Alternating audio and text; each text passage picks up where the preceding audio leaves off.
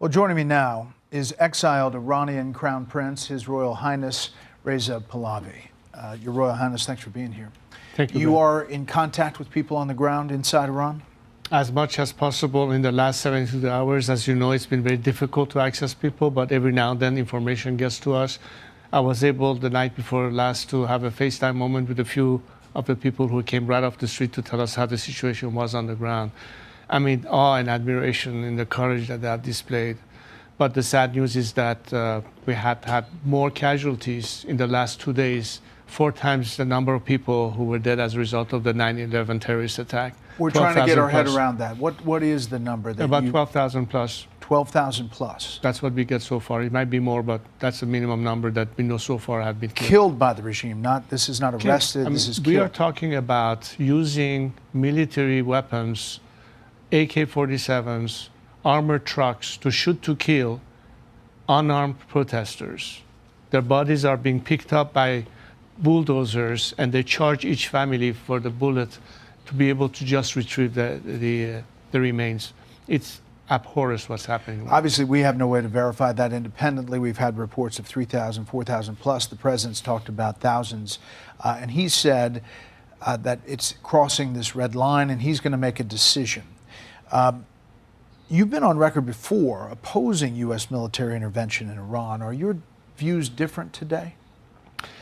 Brett, when you have civilians being murdered, massacred in a war that is waged against them by their own government, when the regime orders troops to fire on unarmed crowds, defenseless people, the only way they have a chance to have an equal playing field to overcome this regime is when they cannot neutralize this repressive force.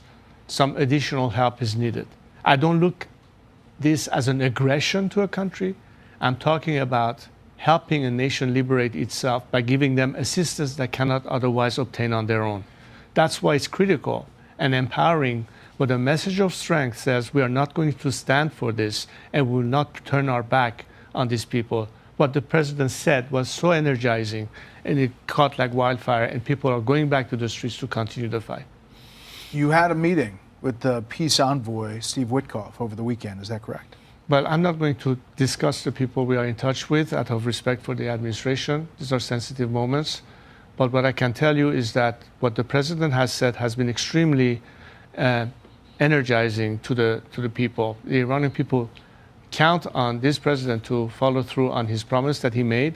And this is something that will keep them hopeful that this time they're not going to be thrown under the bus as they have before. So getting from point A, where we are, to point B, if the regime, as some people suggest, collapses and the protesters have this moment, what is the model for success? What is the country that you have in mind, or your other protesters have in mind, the model for success?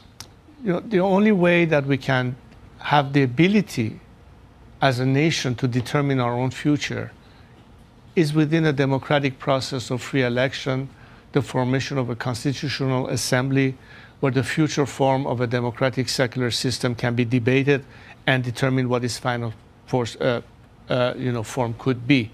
So in the process of transition post-collapse, we have to have a plan of action, which we do. I have a comprehensive plan that addresses what needs to happen during that transition, how are we going to manage that process, what is the responsibility of an interim government to set the stage for that, and at the end, let the Iranian people, in complete transparency, debate what it is that ultimately they would like to opt for. But you yourself haven't been there since 1978, is that correct? 1978 was when I left Iran for the last time. Is there a team on the ground? Are there people? You don't have an army. How does this happen? It's a combination of people who are inside Iran right now that are members of civil society. There are lawyers, experts, economists, university people. We're talking about a very strong polity that despite this regime have been able to survive all these years, and they need to step in to fill the void. A lot of people are ready to step in. There's a counterpart outside that in a sort of hybrid system can help one another in that process.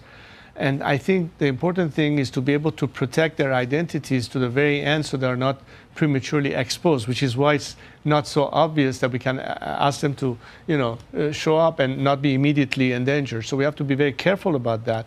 But we are constantly in dialogue with them, preparing that transfer. So as soon as this regime collapses, we can immediately engage those forces within and constitute all the elements that will contribute to that. I know you had transition. some meetings on Capitol Hill.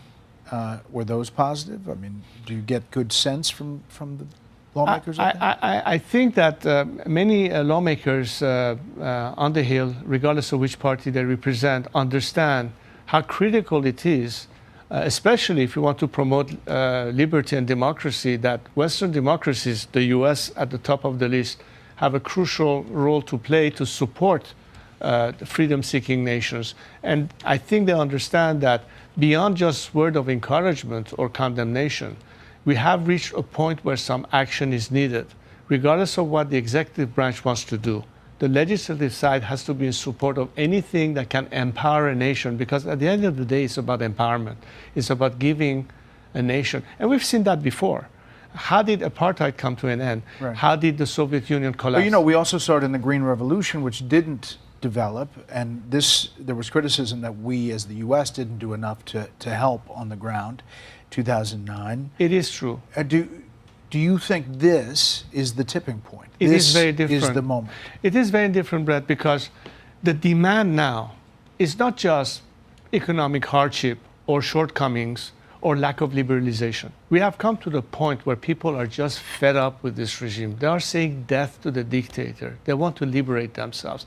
And their demand for freedom is met with the most brutal reaction by a regime that is waging war on its own citizens.